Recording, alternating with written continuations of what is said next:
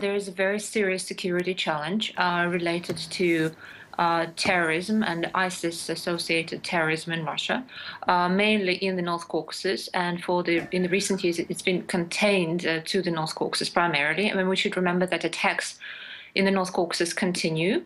Of course, the intensity in the last couple of years is much lower, but they still take place on a regular basis. And since 2015, the remains of the North Caucasus insurgency has swore allegiance to al-Baghdadi, so they are now fighting under the banner of the Islamic State. And we do have sympathizers of ISIS ideology in big Russian cities, in Siberia, in the Volga-Ural region. People leave for Syria and Iraq. So the internal threat is significant. Central Asian migrants constitute a significant number of Muslims in the Russian big cities. This is a marginalized and discriminated population, category of citizen. They are prone to radicalization. At the same time, I wouldn't like to say that Central Asian migrants represent a threat to Russia.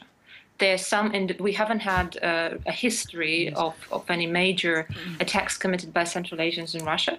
And I think at the moment it's really quite dangerous to link this to phenomena, because this can result in very strong anti-migrant campaigns. And I think one of the aims of this terrorist act, since Russia is at the moment entering this period of turbulence with, on the one hand, the presidential election, more or less still unofficially, but already started in the last couple of months.